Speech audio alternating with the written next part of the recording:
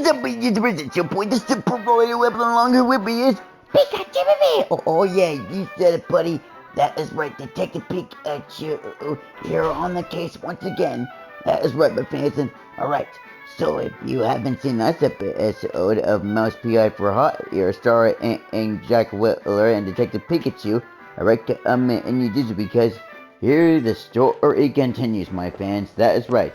So, as you saw last episode, we had a nice discussion and talk with Betty Duck's old half-split now singer and ballerina that looks a half like Meloette. I get it, half like. I'm hilarious. But anyways, so as Detective Jack was now looking in her room with loot for good luck, since this was a cartoon world.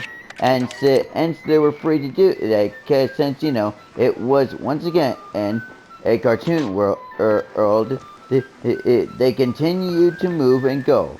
As it turned out, it looked like something was going on, and that something was up and off.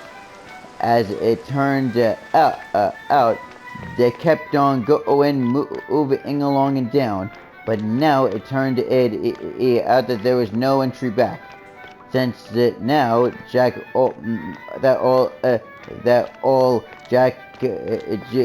Jack and Detective Pikachu had to really figure out was how to go home, or how to get home actually. But luckily, Jack and Detective Pikachu did, as they found the other way and wondered what was around here. But unfortunately, it wasn't that easy, as goons now appear. But luckily, they didn't give up their ground, and they may have been firing at him. But luckily, Detective Jack and Pikachu never gave up their shots. As in, there were ace shooters as well.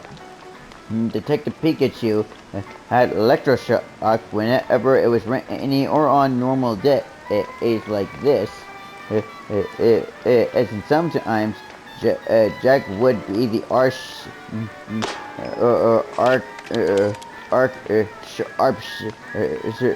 sharp stink eye shoot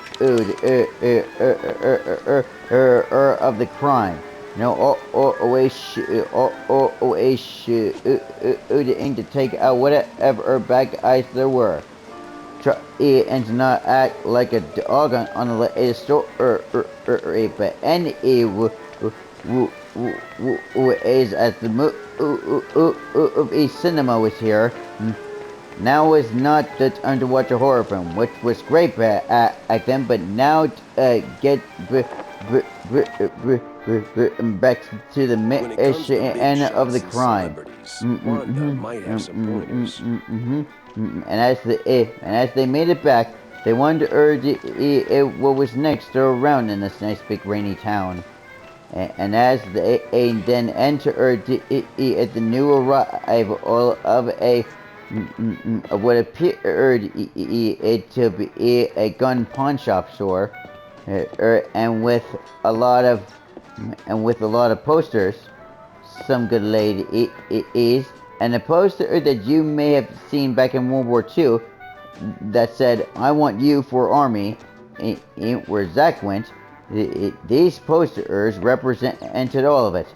And so I talked to the clerk to see what stuff he had for me. And so, he did. But and as I kept on looking at the papers, there were more actually. But there was a small-time actress found dead, which then Detective Pikachu and Detective Jack Whittler decided to find and see, but not before finding two new comic books since they had now purchased, but would read later. And as it turned out, so far all was well. When they were looking around, little workshop makeover ain't quite finished yet. But as it turned out, Timmy's Bakery or whatever was called was not yet completed. Build a Timmy's Bearings was not yet completed or finished build it yet, and as it turned out, it looked like the city around here had its perks up nowadays, because the Anna would enter a bar for a nice talk up glass of Joe, or talk with the Bart and who was short and stubby, almost like Grizz except different, and a little bit like Mo too, with the same attitude. But anyways, we talked to John Brown, and this is what he had to say. So, what's up, John? Oh, you know, same old, same old. Plenty folks drinking, not a whole lot of them paying. You wanna buy this something? Oh, gods, no. And I ain't looking for no handout, neither. They ain't crooks, Jack. Just broke as hell. Then why keep serving them cheese? You know they'll just slap it on the tab and you will be waiting forever for the cheddar. They're my folks, mostly. Shrews, you know? And when you're lucky enough to open a bar, you look out for the little guy. Like yourself, you know? Like how I did with Carlton back then. Or for Ian, you know? But anyways, as it turned out... Yeah, sure, but the little guy has to pay one day, right? Somebody's paying. You, for one. And that's right. Because it is his restaurant. His rules, I am afraid. And these chefs right here in the background, even without cooking them, it looked like the Butcher King chefs that were cooking eating the food and the arts demonic tonic or whatever it was. Since it turned out now that the door was open, there was something down there that maybe Ack and Detective Pikachu did want to see, and so they did. It was another room of incredible stuff up in there.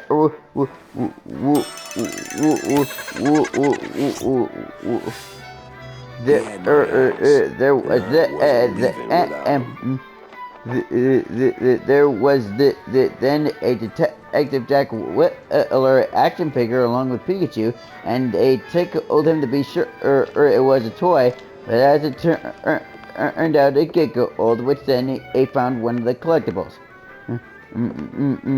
But then as the jukebox played, Jack and Detective Pikachu decided to some baseball card games. Now I asked my dad if he's ever played these ones before, but he kept a card collection and at his old home back when he was a kid and as he was growing up. He still has the card collection but just for memories now. But this here was different, as you see. Now, I've read the rules of this game before, my fans, so you can pause to read it if you want.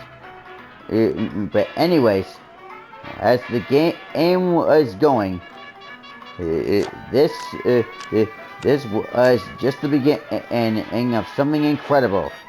And so the game began. As it turned it out, I was an expert ball game player at the time, my fans. And so as it began, the big hit of the ball was bigger than ever before. As I swung and hit the ball, all in this card game, and as Jack Whittler himself ran the third base while playing the game, and Detective Pikachu was watching too, supporting and cheering him on. And as it turned out, all was well, and so far so good. And as it turned when they did it, it was first base. Home run to the first base. But then the second match was up. And so, As usual, Jack Whittler picked out 2 cards again, and this time was the batting again. And so, Jack, Jack did it again. This time it was a home run. All was really well for this. As this was going on, he kept running and grooving. And as it turned out, another home run was made. Detective Pikachu was cheering for him not on stop, as this was just getting so very enjoyable and awesome to watch. As he was watching all of it, he was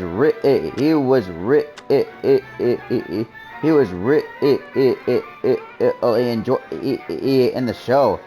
As so far, Jack Whittler himself was winning the match, but then now was the next inning of him as the pitcher, and so it began. As the pitcher threw the ball, no score. But then was round 2, as he then wanted to try a little trick up his sleeve. He had a little something extra. So he threw the ball, nothing. No one can get past his little eye. That was right. The opponent in it, or should I say, or should I say a player, was getting on to something. And it turned out that so far, he was really winning the game. He was really on the ball this time. Get it, baseball? Anyways, as they played ball, still no score. Then was the final round, round 5, and it turned out no hits were made from this player. As in now, Jack had the big card chance, and that was how you played Pokemon cards. And it looked like here was a big humongous prize victory. And as it turned out, this was a big victory that day. And as it did that, we had a token, but unfortunately you needed 20 tokens in order to get what was in there. So and so then when we talked to the photographer detective again, this is what she had to say. So, Jack, did you pick up anything useful on your VIP trip to the vaudeville? Not much to go on, but I met Bandel's assistant. There's this stage designer, see? Roland? Roland who? Roland, the stage designer. Nobody ever remembers his name, so they just call him the stage designer. Quite the specialist. He can make anything, from tiny shrew-sized dioramas to huge catapults hurling limelights all over the stage. Well, that's something. Shame you didn't bring him up sooner. Could have saved me some time. And bullets. Jack! Hey, if I'd have known Roland was involved, I'd have told you. It's like the movie trailers. You only shout spoilers after you've seen the movie. Or trailer trash, then like the Annoying Orange did. Yeah, well, either way. Step 1's charting what I've got. This mess won't organize itself. And so, this is where Detective Detective Sherlock Jack Whittler's apartment and Detective Pikachu's apartment were at as the private investigators. But before they went in, they searched around a little more, but they were ready to go in. So they looked inside and were looking around the room. This is how they saw the janitor, Ronald, as he was sweeping up the floors, doing such an incredible job keeping the place clean. Even though there were spider webs, we let it go, just to make sure that there were actual no spiders in the webs. Just there for decoration, you know. Maybe on Halloween, or maybe on something else.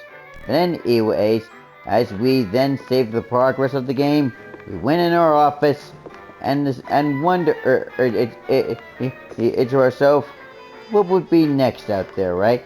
Pikachu! You're right, buddy. But as we entered our room, there was one of our merchandise. And all of our old cool belonging trophies. But as we watched TV here, we decided to call it an episode, as in now. So alright, my fans, well, as me and Detective Pikachu now wrap up another episode of this, we thank you all so much for watching. Make sure to do everything that you can to make sure that my channel is complete and smash as always. Remember what to do for my channel, like, comment, and subscribe to it. Do all you can to make sure that my channel is complete and smash as always. And until next time, Shark Tank, game over now. Pika-pee! Yeah.